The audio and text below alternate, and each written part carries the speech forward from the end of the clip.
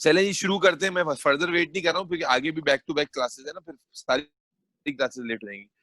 तो शुरू करते हैं आज की डिस्कशन। अच्छा, दरमियान में कोई वेटिंग रूम में आ जाए ना तो हयान और रूम रहमान आप मुझे बता दीजिएगा कि वेटिंग रूम में कोई वेट कर रहा है। बेटा ओके सर। आपने चैप्टर स्टार्ट किया था लैटिस एंथैल्पी का, और इस लैटिस एंथैल्पी के चैप्टर में अब तक आपने तीन चीजें सीखी हैं। तीन चीजें सीखी हैं। पहली आपने मुख्तलिफ डेफिनेशन सीखी थी, फिर आपने बॉर्न हैबर्ट साइकिल ड्रॉ करना सीखा था, और उसके बाद फिर आपने कैलकुलेशन सीखी। तो ये तीन अदर चीजें हैं जो आप इस चैप्टर में पढ़ चुके हैं, सीख चुके हैं। अब इस चैप्टर का ये जो फर्स्ट पार्ट है वो यहां पर हो जाता है खत्म। इस चैप्टर में अब now we are going to begin with the second part जो कि प्योरली रीजनिंग है। अच्छा, डेफिनेशंस में आपने देखा था सिंपल डेफिनेशंस थी और डेल्टा एच के साइन थे कि कहां पर प्लस होगा, कहां पर एंडोथर्मिक है, कहां पर एक्सोथर्मिक है, उसके अलावा कुछ भी नहीं था। बॉर्न हैबर्ट साइकिल मैंने बहुत सारी मोर देन इनफ बनवा दी है आपको। अगर आपने समझकर बनाई थी तो वो आपके लिए मोर देन इनफ है, उसके बाहर उससे मुश्किल कोई साइकिल नहीं आएगी। कैलकुलेशन जब आप साइकिल सही बनाते हैं तो कैलकुलेशन ऑब्वियसली आसान हो जाती है। आज जो हम बात करने लगे हैं वो रीजनिंग की करेंगे, जिसमें सबसे पहले जो हमारा पहला टॉपिक है रीजन का वो है खुद लैटिस एनर्जी। खुद लैटिस एनर्जी की हम बात करेंगे कंपैरेटिवली कि लैटिस एनर्जी कब ज्यादा होती है और कब कम होती है। पहला, या हम रीजनिंग पार्ट में एंटर हो रहे हैं, लैटिस एनर्जी कब ज्यादा होती है कब कम होती है। मैं एक बार फिर रिपीट कर देता हूं, लैटिस एनर्जी थी क्या, याद करना बेटा, कि जब ऑपोजिटली चार्ज कैटाइन एंड बोलो भाई एनाइन जो कि कौन सी स्टेट में होते हैं हयान अम्मार, कौन सी स्टेट में होते हैं जी, कौन सी स्टेट में होते हैं? सॉलिड स्टेट में होते हैं, सॉलिड स्टेट में होते हैं। कैटाइन आयन कौन से? गैसियस स्टेट में। जब gaseous oppositely charge gaseous ion combine होते हैं टू फॉर्म आयोनिक सॉलिड, तो इस दौरान जो हीट एनर्जी रिलीज होती है, यही पढ़ाया था मैंने आपको, कुछ नया तो नहीं बता रहा। इस दौरान इस बॉन्ड फॉर्मेशन में जो हीट एनर्जी रिलीज होती है वो क्या कहलाती है? Lattice enthalpy. कोई कंफ्यूजन तो नहीं है बेटा? नहीं sir. Noor Aman? No sir. अच्छा, बाकी कोई आया भाई? नहीं। अब मेरे बच्चे चलो हम बात करते हैं कि लैटिस एनर्जी डिपेंड किस चीज पे। अच्छा, अब यहाँ पर मैं जो टॉपिक रीजन पढ़ाऊंगा ना, मैं आपको एग्जैक्टली बताऊंगा कि किस रीजन के लिए क्या लॉजिक यूज होगी। देखो, मैंने A2 के डे 1 पे बताया था कि A2 मुश्किल नहीं है। A2 में द ओनली प्रॉब्लम इज कि रीजनिंग बहुत है। रीजनिंग बहुत होने की वजह से होता क्या है कि बहुत सारी चीजों को आप मिक्सअप कर जाते हैं। खासतौर पर जब हमारे पास नूर रहमान जैसे काबिल शागिर्द हो तो वो चीजों को क्या कर देते हैं, ब्लेंड कर देते हैं और फिर कंफ्यूज हो जाते हैं। तो इसलिए as a teacher I am going to tell you every time कि भाई एग्जैक्टली क्या रीजन, क्या लॉजिक इस्तेमाल होगी किस रीजन के लिए। अब इट इज योर ड्यूटी कि उसको आप याद रखें। सुफियान, तुम माइक इस्तेमाल नहीं कर सकते हो क्या? माइक नहीं है वहां पर क्या?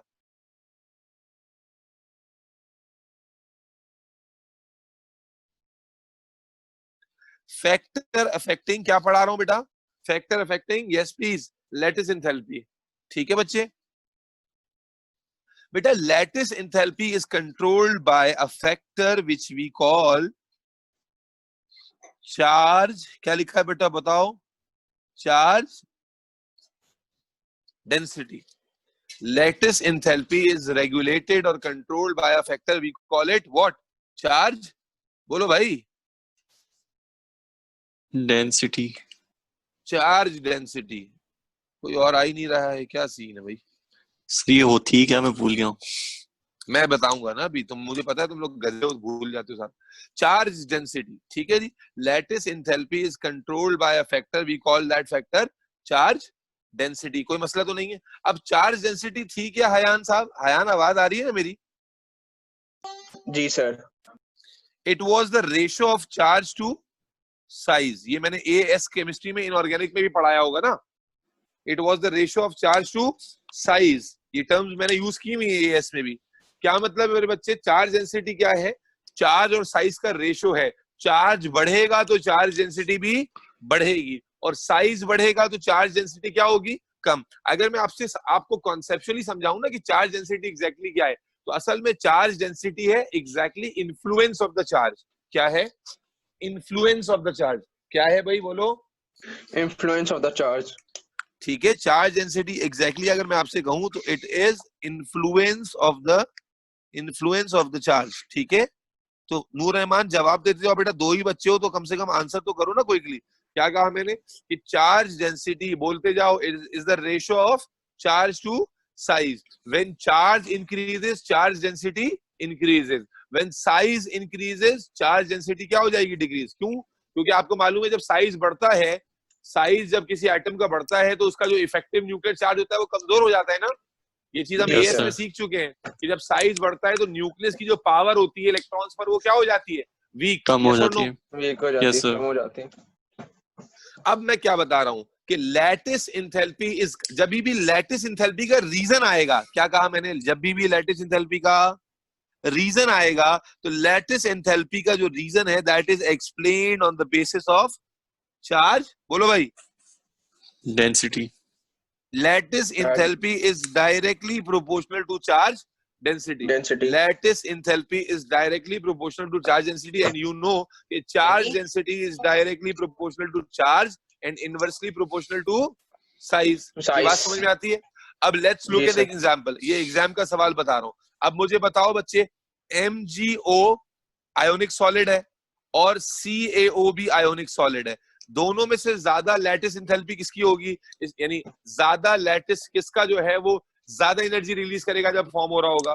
अब आपको मैग्नीशियम +2 है, कैल्शियम भी +2 है, ऑक्सीजन -2 है, ये भी -2 है। तो दोनों जगह पे आपको चार्जेस सेम दिख रहे हैं, लेकिन साइज का फर्क है।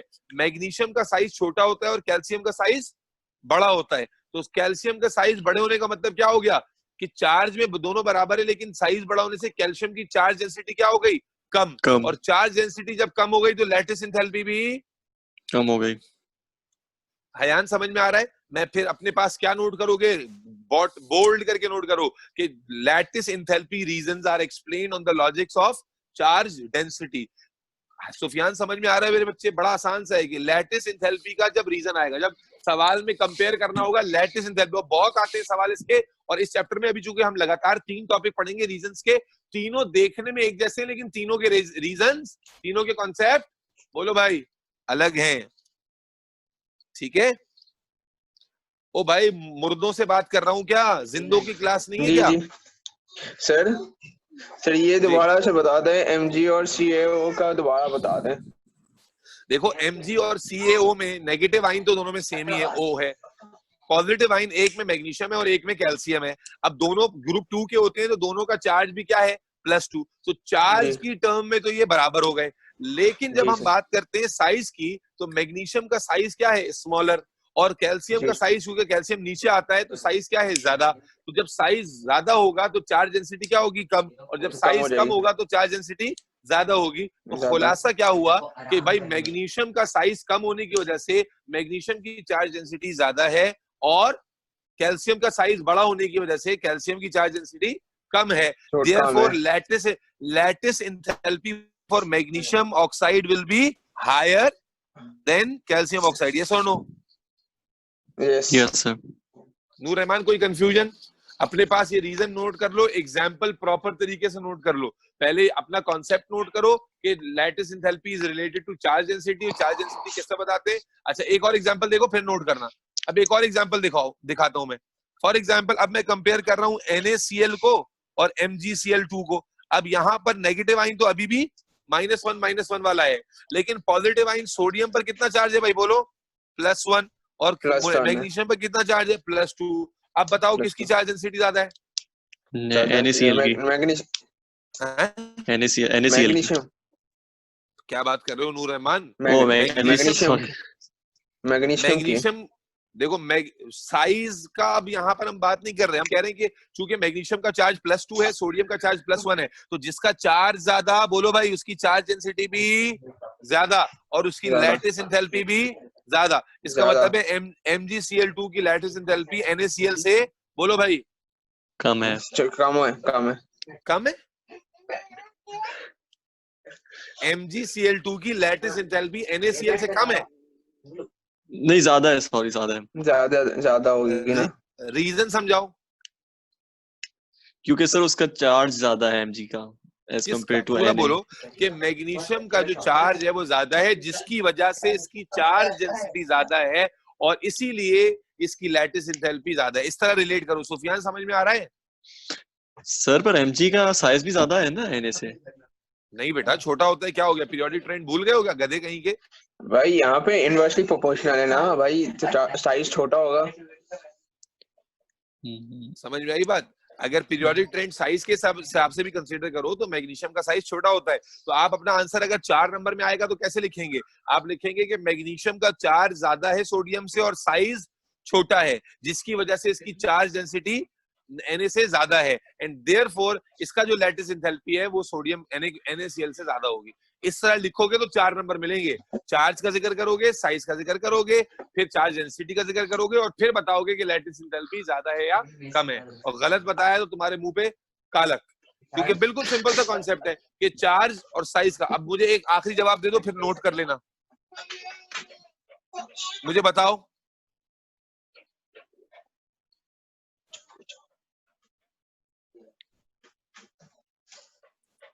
नीचे बैठा, मुंह में नहीं डालना इसको। Al2O3 और MgO में से किसकी लैटिस एंथैल्पी ज्यादा होगी? Al2O3 की। जी, क्यों? रीजन क्या है? सर क्योंकि Al2O3 का चार्ज ज्यादा है। क्योंकि एल्यूमिनियम पर चार्ज है +3 और यहाँ पर चार्ज है +2। एल्यूमिनियम का चार्ज भी मैग्नीशियम से ज्यादा है, एल्यूमिनियम का साइज भी मैग्नीशियम। अबे थप्पड़ मार दूंगा मैं। साइज कहां से ज्यादा हो गया, गधे कहेंगे। AS के अंदर तुमने पढ़ा है एल्यूमिनियम का साइज ज्यादा होगा। नहीं, मैग्नीशियम का ज्यादा होगा, मैग्नीशियम का ज्यादा होगा। अबे नशे में तो नहीं हो तुम।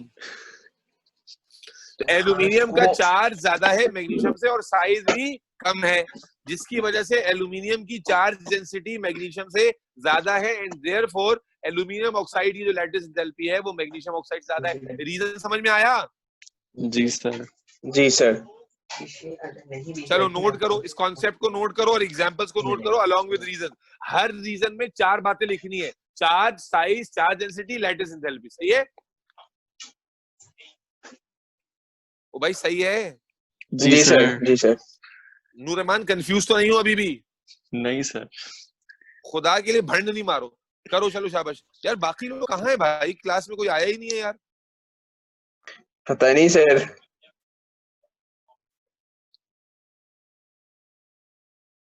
करो भाई। सर साइज के लिए न्यूक्लियर चार्ज का वर्ड यूज करेंगे ना? नहीं, अब यहाँ पर चार्ज और साइज ही वर्ड यूज होगा, न्यूक्लियर चार्ज का वर्ड यूज करने की जरूरत नहीं है।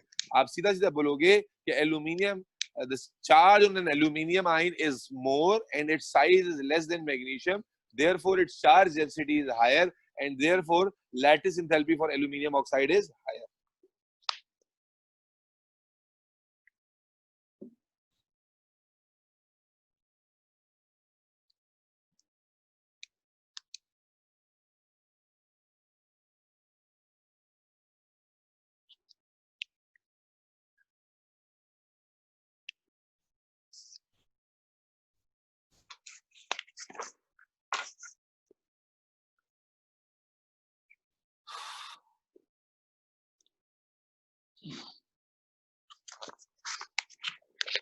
नोट करो तीनों के रीजन 4-4 वर्ड्स के अंदर और कॉन्सेप्ट नोट कर लो कि कॉन्सेप्ट कैसे आंसर होता है। अस्सलाम वालेकुम। वालेकुम अस्सलाम। मिस है ना, कैसी हैं आप? आई वाज नॉट एक्सपेक्टिंग कि आप फोन उठाएंगी। मैं मतलब अच्छा लगा मुझे फोन उठा कर आपने उठाया। मैं आप नेगेटिव मत लीजिएगा। खैरियत है मिस? सब तबीयत ठीक है आपकी? अल्लाह खैरियत से रखे। मैं कह रहा हूँ मिस A2 केमिस्ट्री की मेरी क्लास चल रही है और सिर्फ 2 ही बच्चे हैं क्लास में, बाकी लोग कहाँ हैं? अबरार भी नहीं है, साद भी नहीं है, सुफियान तो मेरे ख्याल है इंस्पायर की आईडी से ही लॉगिन हुए हैं। मेरे सामने बैठा है। हाँ, और अम्मार का मोबाइल डेड हो गया है, तो अबरार, साद और क्या नाम है, फातिमा रईस और ताहा सिद्दीकी कोई भी नहीं है।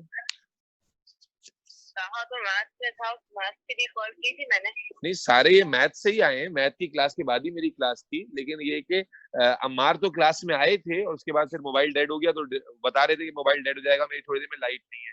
लेकिन सुफियान इंस्पायर पे मौजूद है, लेकिन ताहा हैं, अबरार अहमद हैं, और क्या नाम है इनका, साद हैं, और फातिमा रईस हैं। ये 4 बच्चे नहीं है क्लास के अंदर। एक मिनट, फातिमा रईस और अबरार, साद और ताहा। साद और ताहा, ठीक है। ठीक है ये सुफियान तो मेरे सामने बैठ के आपका लेक्चर ले रहा है। जी जी, सुफियान तो है, मुझे पता है, वो मेरे साथ क्लास में है, मैं क्लास के दौरान से ही कॉल कर रहा हूँ। ठीक है मिस, चलो ओके जी बेटा, हो गया, नोट कर लिया सूफी? सर 2 मिनट। सूफी नोट कर लिया? चलो समझ में आ गया ना, कोई मसला तो नहीं है? ओ अच्छा, ये आ रहा है, no sir please explain charge density again, नहीं समझ में आया तुमको? अच्छा, तुम अबे माइक वाइक का कोई इंतजाम करो ना, लिख लिख के क्या बता रहे हो यार, मैं स्क्रीन से इधर आना बड़ी मुश्किल है। चलो बेहतरीन हो गया। तो इसको 1 मिनट अब हटाएं सर। तुमने बॉटम लाइन क्या नोट करनी है कि जब भी लैटिस एंथैल्पी का कंपैरिजन आएगा, बस असल बात जो मैं चूंकि देख रहा हूं ना कि बच्चे कहां गड़बड़ करते हैं, आपने असल जो चीज दिमाग में अपने खुदवानी है वो क्या है कि जब भी लैटिस एंथैल्पी का क्वेश्चन आएगा, it will be answered on the basis of charge density only, और कोई चीज को इन्वॉल्व करने की जरूरत नहीं है।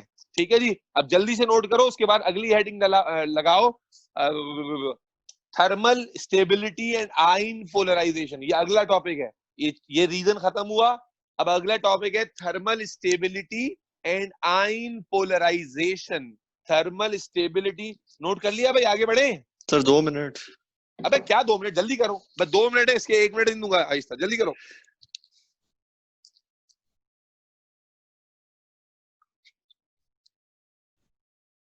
सर आपने क्या बोला, थर्मल स्टेबिलिटी?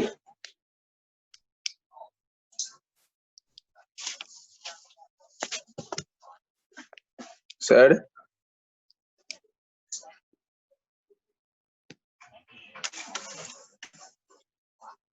सर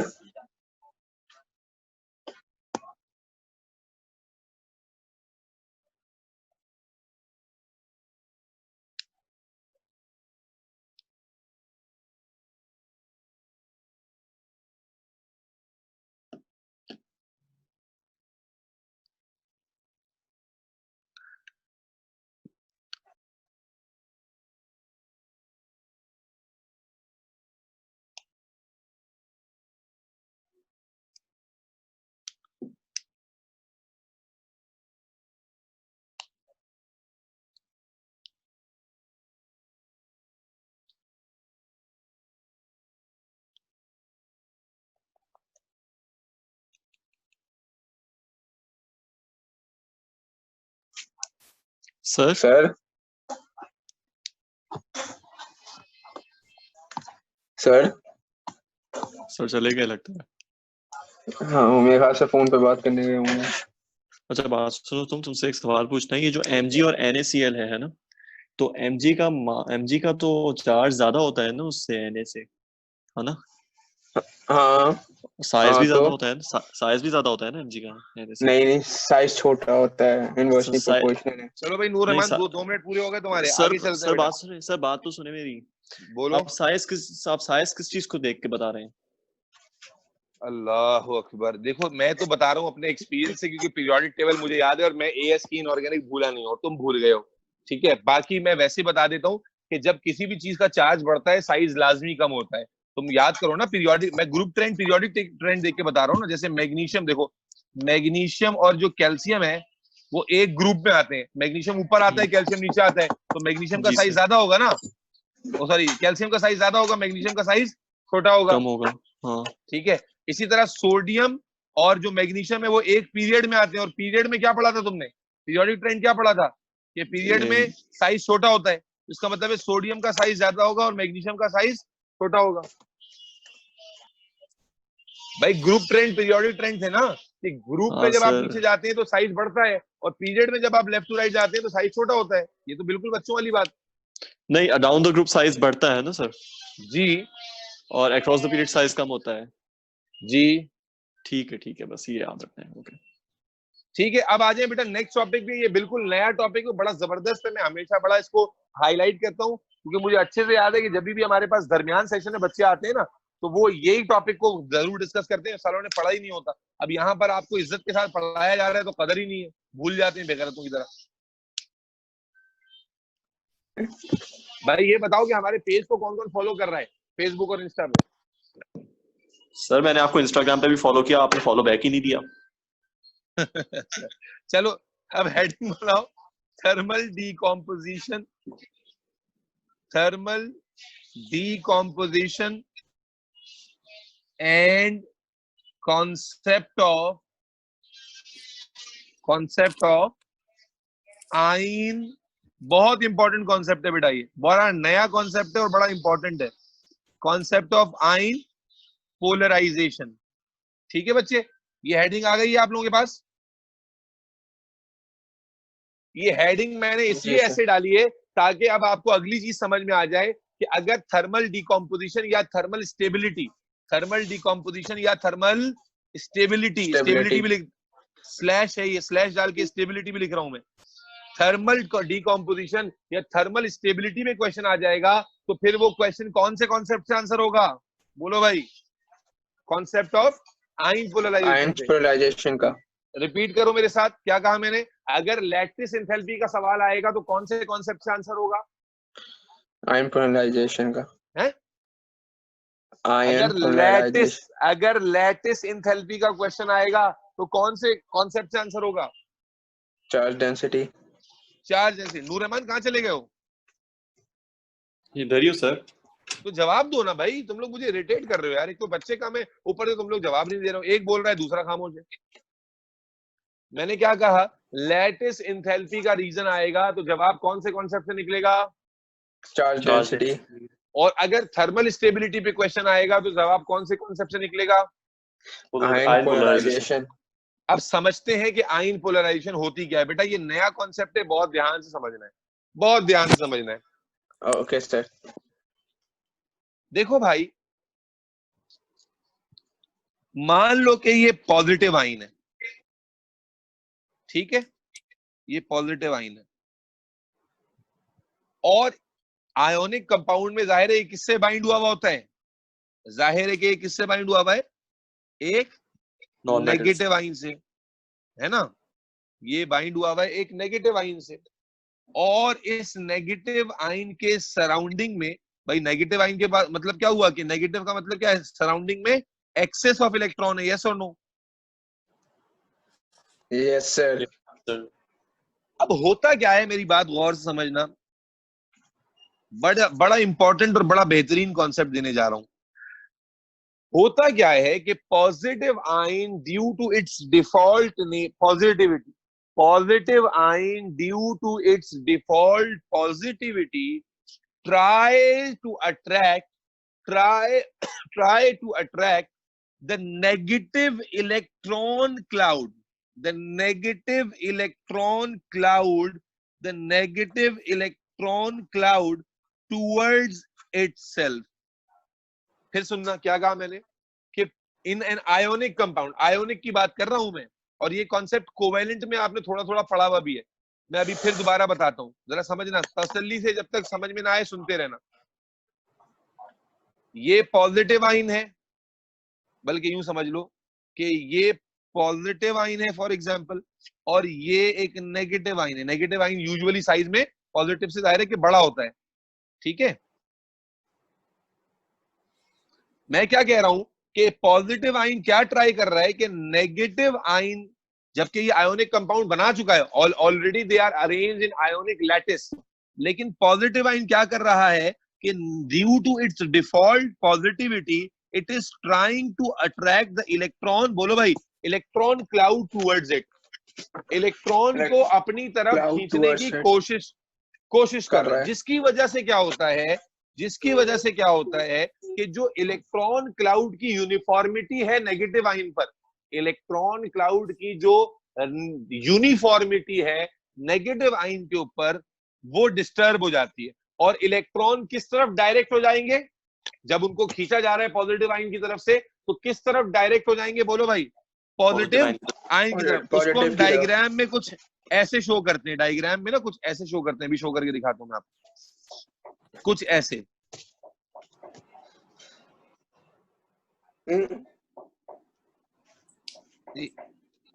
कुछ ऐसे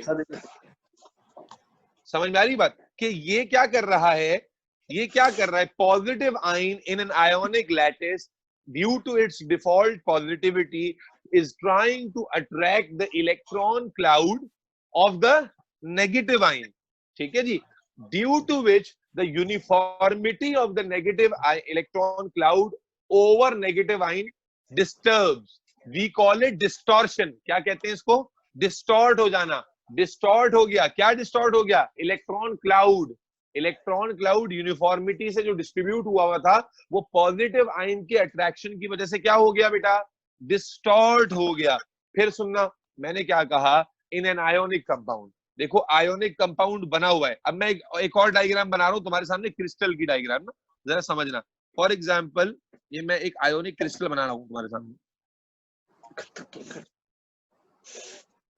सूफी समझ में ना आए तो बताना बेटा। ये लेट सपोज एक क्रिस्टल है, मैं कह रहा हूं ये लेट सपोज इसमें पॉजिटिव आयन है जी, और ये लेट सपोज क्या है? नेगेटिव आयन है। समझ में आ रहा है भाई?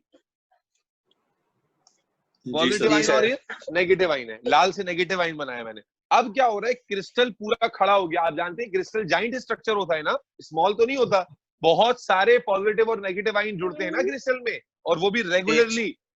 ठीक है, एक रेगुलर शेप का सॉलिड होता है। नूर रहमान बात समझ में आ रही है? बोलते रहो यस सर नो सर, बोलते रहो बेटा। जी सर। ठीक है, अब क्या हुआ? अब इमेजिन करना कि ड्यू टू द पॉजिटिव यानी positive nature of the sorry positive ability of the cation, positive ion, ये क्या कर रहा है? इलेक्ट्रॉन क्लाउड को अपनी तरफ क्या कर रहा है? खींच रहा है, डिस्टॉर्ट कर रहा है, डिस्टर्ब कर रहा है। इस प्रोसेस को आयन पोलराइजेशन कहते हैं। इस प्रोसेस को आयन पोलराइजेशन कहते हैं। व्हाट इज आयन पोलराइजेशन बेटा? It is the distortion of the negative electron cloud due to positive ion, या by a positively charged cation in an ionic crystal. क्या बोला मैंने? फिर बोल रहा हूं। What is ion polarization? It is the distortion of, it is the distortion, it is the distortion. किसकी distortion हो रही है? नेगेटिव इलेक्ट्रॉन क्लाउड की। It is the distortion of negative electron cloud of किसका? पॉजिटिव आयन का कि negative ion का? नहीं जी, नेगेटिव आयन का। तो it is the distortion of negative electron cloud of an ion, of an anion caused by the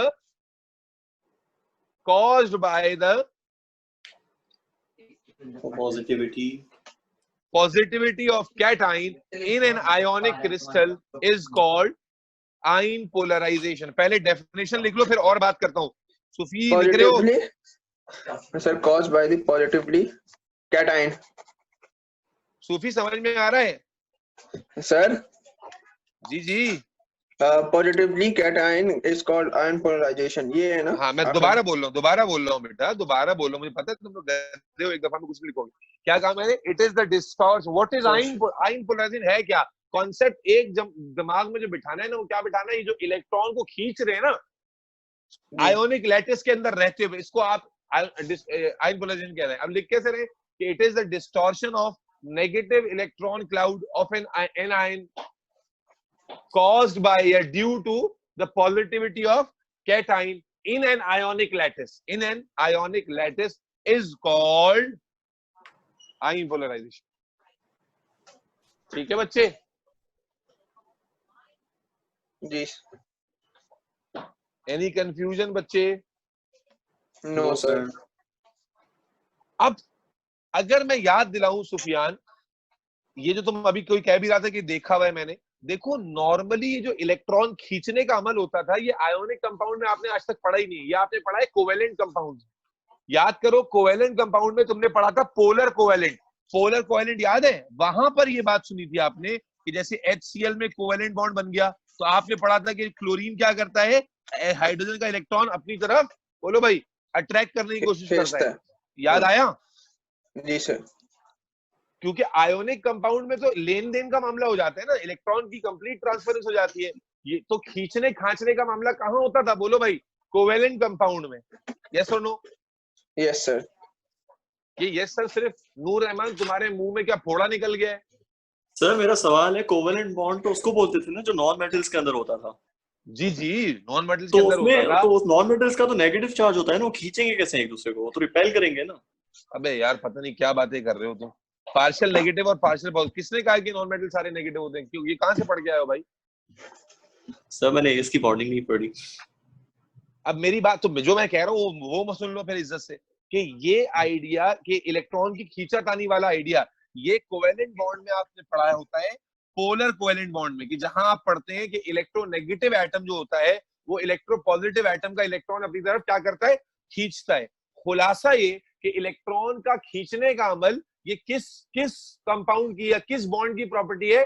covalent bond की property है। समझ में आ रही है बात? अब आयोनिक बॉन्ड के अंदर आपने ऐसी आज तक कोई चीज नहीं पढ़ी। फॉर द फर्स्ट टाइम आप पढ़ रहे हैं कि आयोनिक लैटिस के अंदर भी खींचने खांचने का अमल चल रहा है। और वो खींचने खांचने का अमल कहां हो रहा है? इलेक्ट्रॉन क्लाउड और पॉजिटिव कैटाइन के दरमियान में। इतनी बात समझ में आती है? जी सर। जी सर। बेटा इस आयन पोलराइजेशन के प्रोसेस की वजह से हम ये कहते हैं कि आयोनिक कंपाउंड में कोवेलेंट कैरेक्टर पैदा हो गया। जैसे अगर आपको याद हो, जब कोवेलेंट कंपाउंड में चार्जेस आ जाते हैं तो हम कहते हैं कि this is the ionic character of a covalent bond. इसी तरह for the first time in history आपको क्या पढ़ाया जा रहा है? Ion polarization basically describes the covalent character of an ionic compound. हम क्यों कह रहे हैं covalent character of an ionic compound? कि इलेक्ट्रॉन की जो खींचातानी है ये आयोनिक कंपाउंड की कैरेक्टर नहीं है। आयोनिक कंपाउंड में तो इलेक्ट्रॉन की ट्रांसफरेंस हो जाती है। इलेक्ट्रॉन की जो खींचातानी है, अपनी तरफ खींचना, एक तरफ से डाइवर्ट करना दूसरी तरफ, ये कोवेलेंट कंपाउंड्स की प्रॉपर्टीज है। तो खुलासा ये कहा मैंने कि आयोनिक कंपाउंड का कैरेक्टर ये नहीं है। इलेक्ट्रॉन की खींचातानी एक्चुअली किसका कैरेक्टर है? कोवेलेंट कंपाउंड्स का। तो यहाँ दूसरे लफ्जों में हम ये कह सकते हैं कि आयन पोलराइजेशन के मैकेनिज्म की वजह से, आयन पोलराइजेशन के फिनोमिना की वजह से आयोनिक कंपाउंड में क्या पैदा हो जाता है? बोलो यार, कोवेलेंट कैरेक्टर। आयोनिक कंपाउंड में क्या पैदा हो जाता है? Covalent character. Covalent character. Ion polarization में फिर समझा दूं, it is the distortion of electron cloud of an anion caused by the positivity of cation in ionic compound. ये हमने आपको आयन पोलराइजेशन समझाया। अब मैं अगली चीज क्या बता रहा हूं कि आयन पोलराइजेशन में आप देख रहे हैं कि इलेक्ट्रॉन को खींचा जा रहा है, इलेक्ट्रॉन को अपनी तरफ डेविएट किया जा रहा है। तो होता क्या है कि जो इलेक्ट्रॉनिक डेविएशन है, असल में ये कैरेक्टर्स कहां दिखने में आते हैं हमें? कोवेलेंट कंपाउंड्स में। मैंने एग्जांपल दी, पोलर कोवेलेंट जो कंपाउंड आपने पढ़े थे उसमें ये चीज आपने तफसीलन देखी होती है पोलर कोवेलेंट में। तो अब ये जो खींचातानी वाला प्रोसेस है ये अब आप आयोनिक में देख रहे हैं। तो हम यूं कहते हैं कि आयन पोलराइजेशन का जो फिनोमिना है वो आयोनिक कंपाउंड में कौन सा कैरेक्टर पैदा कर देता है? कोवेलेंट कैरेक्टर कर देता है। यानी कि आयोनिक कंपाउंड की आयोनिक नेचर को वो क्या कर रहा है? इम्प्योर बना रहा है, उसमें कोवेलेंट कैरेक्टर ऐड कर रहा है।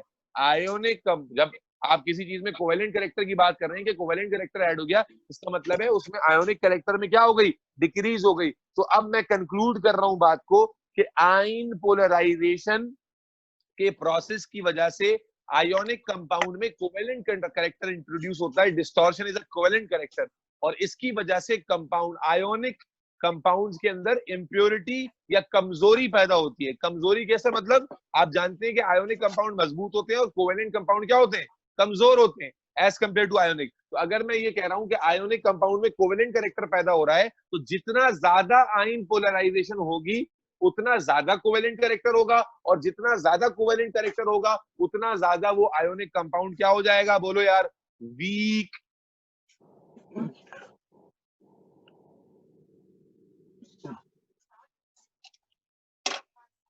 सन्नाटा छा गया भाई, कुछ तो बोलो। सर रिपीट करें दोबारा। Ionic gets weaker by this process. देखो मैं फिर और समझाता हूँ। देखो अब सवाल में, और उसी सवाल को दोबारा जाने से पहले ना मैं थोड़ा सा क्या करता हूँ, आपको थोड़ी सी ब्रीफिंग और देता हूँ आयन पोलराइजेशन की। देखो बेटा, आयन पोलराइजेशन का जो फिनोमेना है, पहले दो तीन बातें दिमाग में बिठा लो। कि आयन पोलराइजेशन के फिनोमिना की वजह से आयोनिक कंपाउंड में कोवेलेंट कैरेक्टर पैदा हो रहा है, ठीक है, डिस्टॉर्शन की वजह से कोवेलेंट कैरेक्टर पैदा हो रहा है। अब इसकी मैं एक्सप्लेनेशन देता हूं जरा। देखो आयन पोलराइजेशन जो कंट्रोल हो रही है ना, वो दो फैक्टर से हो रही है। पहला charge density, charge of cation नहीं होगा, चार्ज ऑफ कैटाइन या चार्ज सही। जब ये हो जाएगा ना कि the bigger charge charge density, the larger charge of cation and size of A9, size of A9. अब इसको समझो, बहुत अच्छे से समझ में आ जाएगा इंशाल्लाह। साइज ऑफ एनाइन, अब समझना बेटा क्या है रिलेशन, क्या है इसके साथ रिलेशन है डायरेक्ट और इसके साथ रिलेशन है इनवर्स। क्या मतलब, चार्ज ऑफ द कैटाइन जितना ज्यादा होगा, कॉमन सेंस से सुफियान दिमाग लगाओ, आयन पोलराइजेशन जो हमने पढ़ा डिस्टॉर्शन है नूर रहमान, अगर चार्ज ऑफ द कैटाइन ज्यादा होगा तो वो ज्यादा इलेक्ट्रॉन्स को अपनी तरफ डिस्टॉर्ट करेगा या नहीं करेगा? जी सर। इसी तरह अगर एनाइन जो नेगेटिव आयन है उसका साइज ज्यादा होगा, साइज ज्यादा होने का मतलब क्या, इलेक्ट्रॉन ज्यादा है कम है? कम है।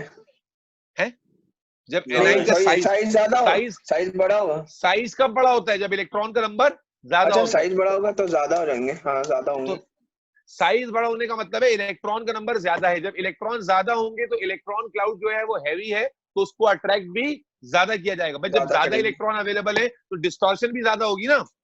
फिर समझना, मैंने कहा ion polarization is controlled by two factors, charge of the cation and size of the anion. Charge of the cation से ये डायरेक्ट रिलेशन में है और साइज ऑफ एनाइन से इनवर्स रिलेशन में है। फिर सुन लो, फॉर एग्जाम्पल अगर मैं आपसे कंपेयर करने को कहता हूं, सुफियान जवाब चाहिए बेटा, मैं आपसे कहता हूं मैग्नीशियम ऑक्साइड, ठीक है, और सोडियम ऑक्साइड को कंपेयर करें, ठीक है, मैग्नीशियम ऑक्साइड और सोडियम ऑक्साइड में आयन पोलराइजेशन को कंपेयर करें, तो कैसे कंपेयर करोगे मेरे बच्चे? आप देख रहे हो कि मैग्नीशियम का जो चार्ज है वो +2 है, सोडियम का चार्ज कितना है? +1। अच्छा एनाइन यहाँ पर क्या है? सेम है, एनाइन यहाँ पर सेम है। इसका मतलब है ये वाला फैक्टर क्या हो गया? रूल आउट हो गया। क्या ख्याल है? रूल आउट, जी सर। तो यहाँ पर जो डिस्क्रिप्शन होगी बेटा नूर रहमान, वो किस फैक्टर पे होगी? चार्ज ऑफ द, बोलो भाई, कैटाइन पर। तो आप क्या कहोगे? As the charge of the cation is higher in MgO, therefore जो आयन पोलराइजेशन का फिनोमेना है वो हमें कहां ज्यादा नजर आएगा? डिस्टॉर्शन ज्यादा कहां नजर आएगी? बोलो भाई, डिस्टॉर्शन ज्यादा कहां नजर आएगी? जहां पर चार्ज ज्यादा है। वो कहां चार्ज ज्यादा है? Magnesium oxide. In this comparison, magnesium oxide will show greater phenomena of distortion or greater phenomena of ion polarization due to its increase heavy charge। ठीक है बेटा? सॉरी जी। इसी तरह एक और कंपैरिजन देखो, अगर मैं कहता हूं मैग्नीशियम नाइट्रेट को कंपेयर करें कैल्शियम नाइट्रेट के साथ, बल्कि एनाइन डिफरेंट कर लेता हूं ना, एनाइन वाला फैक्टर समझाना है, चलो एनाइन डिफरेंट करो। फॉर एग्जांपल आप कंपेयर कर रहे हैं मैग्नीशियम ऑक्साइड को मैग्नीशियम क्लोराइड से। अब यहां पर आ जाता है एनाइन का फैक्टर। देखो अब मैग्नीशियम ऑक्साइड और मैग्नीशियम क्लोराइड में दोनों जगह मैग्नीशियम का चार्ज सुफियान कितना है? +2। तो अगर आपने आयन पोलराइजेशन एक्सप्लेन करनी है तो मैग्नीशियम का चार्ज तो दोनों जगह पर क्या है? सेम है। फर्क कहां आ रहा है? एनाइन के साइज में। क्लोरीन का जो साइज है और ऑक्सीजन के साइज, इसमें फर्क आ रहा है बेटा। ऑक्सीजन पहले आता है, क्लोरीन बाद में आता है पीरियड में। इसका मतलब है क्लोरीन का साइज छोटा है, स्मॉलर है, और ऑक्सीजन का साइज लार्जर है। अब मुझे बताओ कहां पर आयन पोलराइजेशन ज्यादा होगी? सर आप दूसरा वाला जो है ना, ये आप दोबारा समझाए, मैं समझा नहीं। हाँ सर दोबारा समझाना। मैं ये कह रहा हूं कि अब मैग्नीशियम ऑक्साइड और मैग्नीशियम क्लोराइड में हम कंपेयर कर रहे हैं कि कौन सा वाला, किस में आयन पोलराइजेशन ज्यादा होगी। तो मैंने कहा अब यहाँ पर दोनों में ही मैग्नीशियम है, इसका मतलब है दोनों में जो जो देखो ना ऊपर ऊपर दो फैक्टर जो है हम उनकी बात कर रहे हैं, चार्ज वो of the charge cation, of size of the cation A9. तो चार्ज ऑफ द वो कैटाइन दोनों में सेम है यहाँ पर या नहीं है? तो जी सर। सेम है तो रूल आउट हो जाएगा। तो कैटाइन के साइज पे बात नहीं होगी। अब बात कैटाइन का साइज क्यों बोल रहे हो यार, तुम अजीब बोले आदमी हो। चार्ज ऑफ द कैटाइन है, अब बात होगी साइज ऑफ एनाइन पे। अब ऑक्सीजन और क्लोरीन दो हमारे पास एनाइन है, ऑक्सीजन और क्लोरीन में से बड़ा साइज किसका होता है? क्लोरीन। क्लोरीन का होता है। ओ भाई ऑक्सीजन का होता है यार, क्या पता नहीं कहां से आए हो तुम लोग, अल्लाह माफ करे। अभी बताया है कि पीरियोडिक ट्रेंड में ग्रेजुअली साइज छोटा होता है, ऑक्सीजन पहले आता है क्लोरीन से भाई, ऑक्सीजन ग्रुप 6 में आता है, क्लोरीन ग्रुप 7 में आता है, ऑक्सीजन का साइज सही। क्लोरीन से बड़ा है भाई। हाँ, तुम लोग तो पीरियोडिक हाँ। ट्रेंड ही याद नहीं है गधों की। इसीलिए लिखा भी मैंने यहाँ पर कि ऑक्सीजन का साइज लार्जर है। अब मुझे बताओ बेटा, जब ऑक्सीजन का साइज लार्जर है तो आयन पोलराइजेशन का फिनोमेना ऑक्सीजन में ज्यादा होगा या क्लोरीन में? ऑक्सीजन। ऑक्सीजन में होगा। ऑक्सीजन में ज्यादा होगा। तो इसका मतलब ये हुआ कि मैग्नीशियम ऑक्साइड और मैग्नीशियम क्लोराइड में से आयन पोलराइजेशन कहां देखने में ज्यादा आएगी? मैग्नीशियम ऑक्साइड में, ड्यू टू द फैक्ट कि ऑक्सीजन का साइज बड़ा है, इसका इलेक्ट्रॉन क्लाउड ज्यादा होगा, जिसकी वजह से डिस्टॉर्शन भी ज्यादा होगी। अब मैंने जो इससे एक स्टेप आगे कनेक्ट किया था कि जब डिस्टॉर्शन होती है तो उससे क्या पैदा हो जाता है? आयोनिक कंपाउंड में कोवेलेंट कैरेक्टर पैदा हो जाता है। देखो ये नया कॉन्सेप्ट है, टिपिकल भी है, इसलिए मैं बार बार समझा रहा हूं कि मैंने क्या कहा, आयन पोलराइजेशन का जब आपने डिसीजन ले लिया, और डिसीजन कैसे लेना है? दो फैक्टर्स देखने हैं, charge of the cation, size of the A9. जब आपने डिसीजन ले लिया, आपने बता दिया कि आयन पोलराइजेशन मैग्नीशियम ऑक्साइड में ज्यादा होगी, तो अब मैं कह सकता हूं कि मैग्नीशियम ऑक्साइड में कोवेलेंट कैरेक्टर ज्यादा होगा। जी सर। जी सर। या इसी को मैं यूं कह सकता हूं कि मैग्नीशियम ऑक्साइड में आयोनिक जो प्योरिटी है वो कम होगी। जी सर। और जब याद रखो आयन पोलराइजेशन बढ़ती है, आयोनिक प्योरिटी कम होती है, तो कंपाउंड स्टेबल होगा, लेस स्टेबल हो जाएगा? Less stable. तो इसका मतलब क्या हुआ? अब मैं आखिरी कमेंट कर रहा हूं, देखो फिर कनेक्ट कर रहा हूं। मैग्नीशियम ऑक्साइड में आयन पोलराइजेशन ज्यादा, क्योंकि ऑक्सीजन का साइज बड़ा है, डिस्टॉर्शन ज्यादा होगी, जिसकी वजह से इंप्योरिटी ज्यादा होगी, कोवेलेंट कैरेक्टर ज्यादा होगा और आयोनिक कैरेक्टर कम हो जाएगा, आयोनिक प्योरिटी कम हो जाएगी। और जब आयोनिक प्योरिटी कम हो गई तो थर्मल डिकम्पोजिशन, जो थर्मल स्टेबिलिटी क्या हो गई? डिक्रीज। क्या कर रही हो? थर्मल स्टेबिलिटी क्या हो गई? बोलो भाई। डिक्रीज हो गई। डिक्रीज हो गई। बात समझे? दोबारा बोले सर। बेटा जब मैग्नीशियम ऑक्साइड के अंदर आपने डिसाइड कर लिया कि आयन पोलराइजेशन में ज्यादा है, डिस्टॉर्शन ज्यादा है, कोवेलेंट कैरेक्टर ज्यादा है, आयोनिक कैरेक्टर इसमें कम हो गया है, तो आयोनिक कंपाउंड जो होता है वो मजबूत होता है। जब आयोनिक कैरेक्टर में कमी आ गई है, इसका मतलब है हम यूं कह सकते हैं कि इसकी जो थर्मल स्टेबिलिटी है वो कम हो जाएगी। मैं यहाँ लिख देता हूं, देखो जब किसी कंपाउंड की ion polarization is directly proportional to covalent character of ionic compound, and this is related to impurity of ionic compound, and this is related to, inversely related to thermal stability. Sir तो वही ionic polarization is inversely proportional to the thermal stability, यही thermal है। Stability, बिल्कुल बिल्कुल। लेकिन आपको reason तो जाहिर है बेटा, स्टेप बाय स्टेप समझाना होगा ना एग्जामिनर को, डायरेक्ट थोड़ी मंजन बेच के आ जाओगे। इसको नोट करो अपने पास। अच्छा सर बात सुने, ये जो MgO और Na2O में आपने बताया था, मैं एक मिनट दोबारा अपने आपसे रिपीट करना चाह रहा हूँ। ये Mg2 इसका चार्ज ज्यादा है, कैटायन का चार्ज ज्यादा है, इसलिए यहाँ पर आयोनिक पोलराइजेशन ज्यादा हो गया ना जी। अब जब आयन पोलराइजेशन ज्यादा हो गई तो इसका मतलब है कोवेलेंट कैरेक्टर ज्यादा हो गया, इंप्योरिटी ज्यादा हो गई, थर्मल स्टेबिलिटी क्या हो गई? कम हो गई। अच्छा ठीक है, ठीक।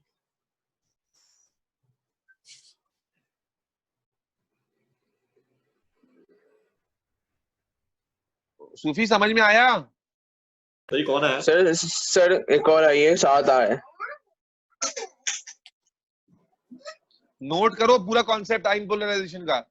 आयन पोलराइजेशन का पूरा कॉन्सेप्ट नोट करो। कहां से नोट करोगे? आयन पोलराइजेशन की डेफिनेशन लिखी है तुम लोगों ने, फिर लिखो फैक्टर्स अफेक्टिंग आयन पोलराइजेशन, उसमें charge of the cation, size of the A9 mention करो, एग्जांपल नोट करो, ये स्टेटमेंट जो मैंने रिलेशन दिया है ये दो, ठीक है, ये सारी चीजें नोट करो। जी साहब कहाँ है भाई साहब? सर लाइट चली गई थी सर। लाइट चली गई तो जनरेटर नहीं है क्या? सर जनरेटर है लेकिन उसमें फ्यूल नहीं था तो फिर मैंने छोड़ दिया। जनरेटर था, फ्यूल नहीं था, लाइट, घर है लाइट नहीं है, बल्ब है लाइट नहीं है, बड़ा ही अजीब हाल हुआ। मैं कयामत है भाई। आज अच्छा मैं सर। इसलिए पूछे इन बच्चों से, इतना देर मैंने वेट किया है क्योंकि आज सबसे इम्पोर्टेंट लेक्चर है सब, क्योंकि सारा पूछे, मैं डरा नहीं रहा हूं लेकिन सारी समझने वाली चीजें डिस्कस हो रही हैं आज। अब अच्छी बात यह है कि पूरा लेक्चर रिकॉर्ड हुआ है और इंस्पायर के पोर्टल से रिकॉर्ड हो रहा है, तो ये इंस्पायर वाले यूट्यूब पे डाल देंगे, तो आप यूट्यूब से देख लीजिएगा इस लेक्चर के फर्स्ट पार्ट। तो सर यूट्यूब पे पेज का नाम इंस्पायर वालों से पूछना। ठीक है सर, ओके। हमारे पेज पे भी जाएगा लेकिन अभी नहीं, अभी जरा हमारा अपना जाती चैनल लॉन्च होने में टाइम है। अच्छा सर, ओके ठीक है जी। तो अभी ये तो टॉपिक कंप्लीट हो गया। नया चैप्टर स्टार्ट करा है? नहीं, उसी चैप्टर का सेकंड पार्ट है। अच्छा सर चैप्टर का सेकंड पार्ट। जी बोलो। जैसे ऑक्सीजन दूसरे पीरियड में आता है और क्लोरीन दूसरे पीरियड में आता है, हाँ जी, बट ऊपर नीचे है, तो इसी तरह अंदाजा लगाएंगे ना, क्योंकि ऑक्सीजन ऊपर है तो उसका साइज कम होगा। ऑक्सीजन ऊपर और नहीं है, ऑक्सीजन पहले है और क्लोरीन बाद में, ऊपर नीचे नहीं। ये तो पीरियड है ना, पीरियड का मतलब है ऑक्सीजन यानी लेफ्ट टू राइट जब हम मूव कर रहे हैं तो पहले ऑक्सीजन आएगा फिर क्लोरीन आएगा। तो मतलब क्लोरीन का साइज कम है और ऑक्सीजन का ज्यादा है ना? जी अच्छे से नोट करो। Charge of the cation, reason कैसे लिखोगे, तमाम चीजें अच्छे से नोट करो। बात समझ में आ गई सुफियान? नोट कर लिया?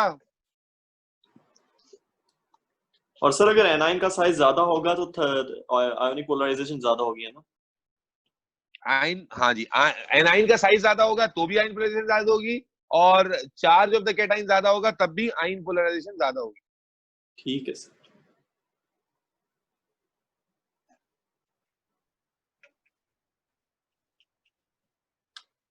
अब मुझे इस कॉन्सेप्ट से सोच के जवाब दो जरा जल्दी से।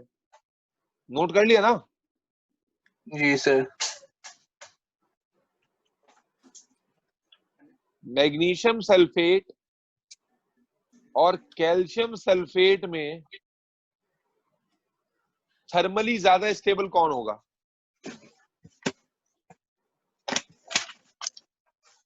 सोच के जवाब दो सुफियान, तुम्हारा भी जवाब चाहिए मुझे।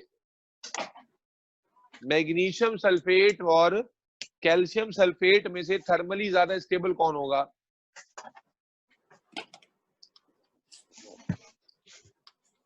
सोचो, पूरा इंटीग्रेट करो फिर जवाब दो। जल्दबाजी में गलत आंसर नहीं चाहिए मुझे। सेम तो नहीं होंगे, इतना पता है जी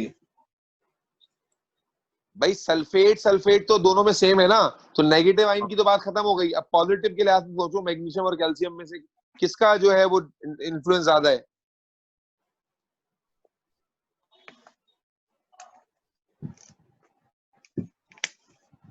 सर चार्ज भी दोनों का एक जैसा ही है। हाँ लेकिन चार्ज का इन्फ्लुएंस तो एक जैसा नहीं है ना।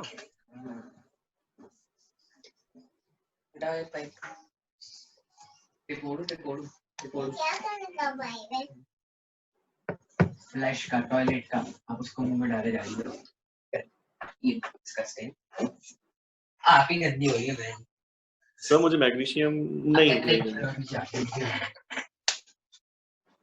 जी सुफियान साहब, क्या जवाब है आपका? किसके अंदर किसकी थर्मल स्टेबिलिटी ज्यादा होगी? सर मैग्नीशियम ज्यादा करेगा, मैग्नीशियम ज्यादा आयोनिक पोलराइजेशन। जी सुफियान, आपका जवाब आ गया है, मुझे बिल्कुल समझ में आ गया, और आपका जवाब भी बिल्कुल ठीक है। जी क्या कह रहे हैं नूरमान? जी सर, मैग्नीशियम का ज्यादा आयोनिक पोलराइजेशन होगा क्योंकि उसमें इलेक्ट्रॉन्स कम है ना, तो ज्यादा अट्रैक्ट। सवाल मेरा ये नहीं है, सवाल ये थर्मली ज्यादा स्टेबल कौन है, आप वो जवाब। सर कैल्शियम है सर। ज्यादा स्टेबल कैल्शियम है सर, कैल्शियम ज्यादा स्टेबल। अब इसका रीजन बताएं, क्या रीजन होगा? आप कहेंगे भाई कैल्शियम सल्फेट में कैल्शियम का जो इन्फ्लुएंस ऑफ द चार्ज है वो कम है, जिसकी वजह से phenomena of ion polarization calcium में कम होगा और मैग्नीशियम में ज्यादा होगा। जब मैग्नीशियम में ज्यादा होगा तो अल्टीमेटली डिस्टॉर्शन ज्यादा है, आयन पोलराइजेशन ज्यादा है, कोवेलेंट कैरेक्टर ज्यादा है, इम्प्योरिटी ज्यादा है, तो थर्मल स्टेबिलिटी क्या हो जाएगी? डिक्रीज हो जाएगी। हाँ जी। ये बताओ, अगला बताओ, ये बताओ भाई, पोटेशियम कार्बोनेट और कैल्शियम कार्बोनेट में से ज्यादा स्टेबल कौन होगा?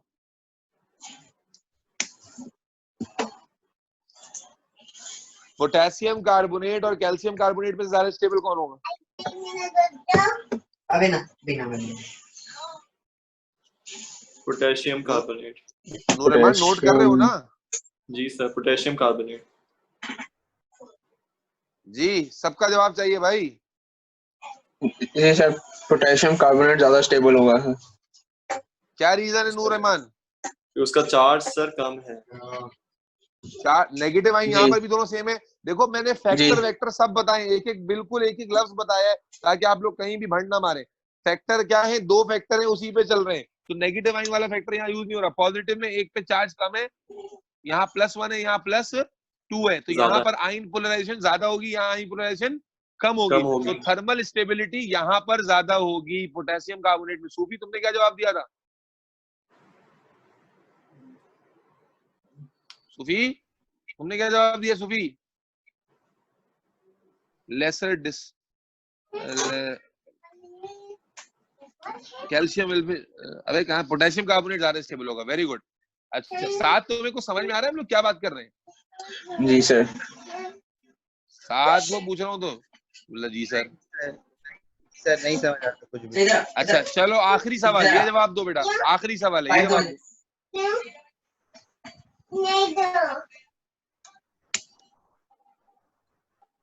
बेरियम क्लोराइड और बेरियम ब्रोमाइड में से ज्यादा थर्मली स्टेबल कम कौन सा होगा?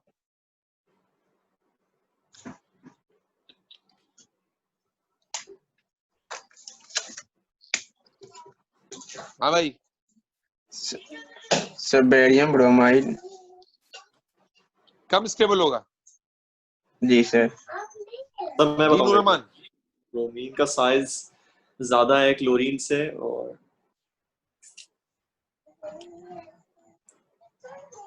आज की तारीख में ही बताना है बेटा। सर ये बेरियम सर आपने ज्यादा स्टेबल होगा।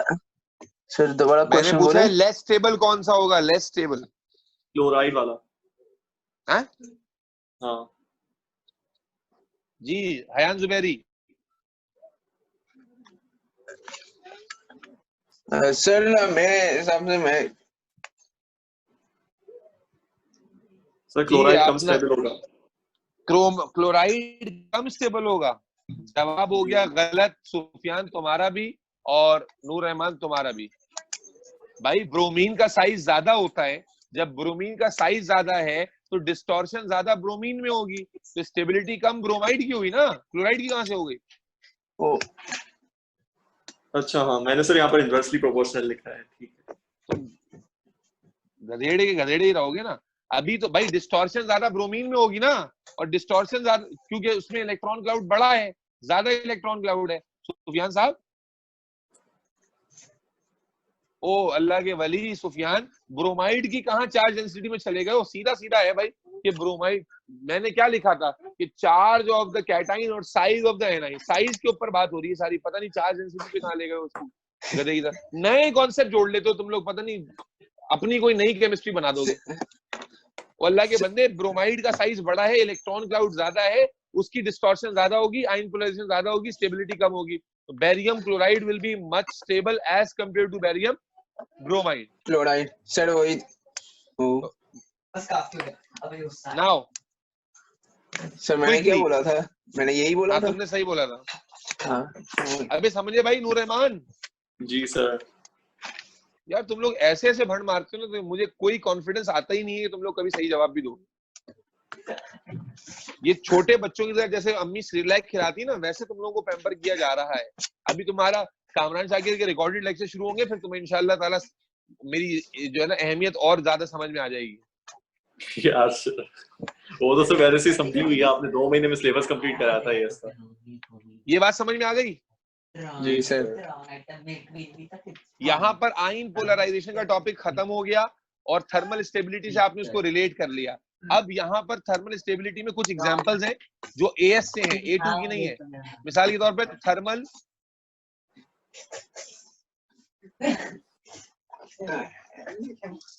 डिकम्पोजिशन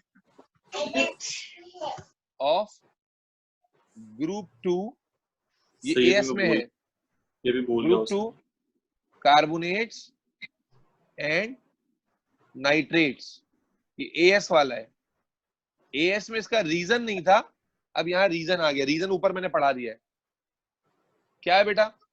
जब ग्रुप 2 का कोई कार्बोनेट, मेटल का कार्बोनेट थर्मली हीट करते हैं आप और वो डिकम्पोज होता है, तो किसमें डिकम्पोज होता है बेटा? याद करो, मेटल ऑक्साइड और carbon dioxide and water. Carbon dioxide and water कहाँ से आ गया गधे कहीं? वाटर हाइड्रोजन है ऊपर, इडियट। सॉरी। और जो नाइट्रेट डिकम्पोज होता है तो वो डिकम्पोज होता है metal oxide, nitrogen nitrogen dioxide dioxide और जो ऑक्सीजन कि ब्राउन और गैस होती है, ऑक्सीजन। Brown gas. ठीक है, Reddish पढ़ा था brown, ना ये? जी सर। तो पहले आपने सिर्फ रिएक्शन पढ़े थे, अब रीजन भी पढ़ लिया है। मिसाल के तौर पर अगर मैं आपको कंपेयर करने को कह दूं, जो मैंने शायद ऊपर करवाया भी है, कि भाई बताइए मैग्नीशियम नाइट्रेट जो है वो कैसे थर्मली डिकम्पोज होगा, तो इक्वेशन लिख सकते हो? क्या जी इक्वेशन सर। बनेगी बताओ? MgO NO2 plus NO2 plus O2 और बैलेंस कर दोगे। और मैं कहता हूं मान लो कि ये 300 डिग्री सेंटीग्रेड पर बर्न हो रहा है, ठीक है, और नाउ अब मैं कर रहा हूँ बेरियम नाइट्रेट को, बेरियम नाइट्रेट को डिकम्पोज कर रहा हूँ, तो ज्यादा टेम्परेचर चाहिए होगा, कम टेम्परेचर चाहिए होगा? बोलो भाई, ज्यादा टेम्परेचर चाहिए होगा, कम ज्यादा। चाहिए होगा? ज्यादा चाहिए होगा। क्यों? क्यों? क्योंकि उसका साइज आप बड़ा क्या है। कह- हमें कैसे इसका साइज पता बड़ा है। चलेगा सर? क्या कह रहे हो साल? सर हमें कैसे पता चलेगा कि ज्यादा टेम्परेचर चाहिए कि कम? यही तो पीछे सारा यही तो समझा के आ रहा हूँ। ये सारा आयन पोलराइजेशन इसी बारे में तो था। जी 7 ब्रेक का आप बाकी लोग जवाब दे भाई। जी साइज बेरियम ज्यादा है नाइट्रेट, बेरियम नाइट्रेट ज्यादा स्टेबल होगा? जी सर। बेरियम नाइट्रेट ज्यादा स्टेबल है, इसका मतलब है कि इसके अंदर टेम्परेचर रिक्वायर्ड नहीं होगा, अबव 300 होगा। क्या ख्याल है? जी सर। यानी अगर मैं कहूं तो 300 डिग्री सेंटीग्रेड पे इसको बर्न कर ब्रेक करना चाह रहा हूं तो रिएक्शन होगा? वही होगा। क्लियर? सुफियान Yes, समझ में आया? ये वही दो फैक्टर जो ऊपर समझा कर आया हूँ। सुफियान समझ में आया ये एग्जांपल जो अभी मैंने दिया? सही है। अगर मैं एक आखिरी लाइन दूं तो वो क्या है? एज वी मूव डाउन, कौन शोर कर रहा है भाई इतना? क्या करूं? माइक बंद करो, किसका माइक है? As we move down thermal stability increases. Thermal stability बोलो भाई, इंक्रीजेस। ठीक है, ड्यू टू लेस आयन, बोलो भाई। पोलराइजेशन। टॉपिक खत्म, नोट करो। टॉपिक खत्म, पैसा हजम, क्लास भी खत्म। ये लेक्चर भाई पूरा साथ बहुत रीजनिंग लेक्चर था। इस लेक्चर को YouTube से पूरा सुन लेना। जी जी जी सर सुनूंगा। सर लेटेस्ट इंटरव्यू खत्म हो गया? एक टॉपिक रह गया है, एक टॉपिक रह गया है बस। ये लास्ट टॉपिक है चैप्टर का, उसके बाद चैप्टर खत्म हो जाएगा। आप पीछे से रिवाइज करते रहे, जैसे ही चैप्टर खत्म होगा चैप्टर के नोट्स में अभी ग्रुप पे डाल रहा हूँ, नोट्स में से रीड करना शुरू कर सकते हैं और पास पेपर भी डाल दूंगा। ठीक है? नोट्स अगर इंस्पायर से लेना हैंड आउट तो YouTube चैनल का नाम तो बताएं। हैंड आउट अभी यार वो इंस्पायर वाले सुफियान साहब जो सर से कहना है कि YouTube चैनल का लिंक बता दें या ग्रुप पे डाल दें ताकि बाकी लोग खोल लें। सही है? चलो अपना ख्याल रखें। ये दोनों कॉन्सेप्ट को खुदारा गबाड़ा मत कर देना, ये बहुत ही कीमती कॉन्सेप्ट थे। और इंशाल्लाह इसी तरह जो अगला लेक्चर है, लास्ट लेक्चर इस चैप्टर का, वो भी बहुत कीमती है क्योंकि उसके अंदर भी सारे नए कॉन्सेप्ट हैं और सारी समझने की गेम है। तो इसको अच्छे से टाइम दो, thermal stability, ion polarization, lattice enthalpy, charge density, सारे कॉन्सेप्ट्स और जो मैंने एग्जांपल्स दिए उन एग्जांपल्स को बार बार अपने हाथ से जो तुमने नोट किया है उसको गो थ्रू करो ताकि अगले नशिस्त के अंदर उन चीजों में कंफ्यूजन नहीं हो। बात समझ में आ गई नूर रहमान, हयान जुबैरी? जी सर। जी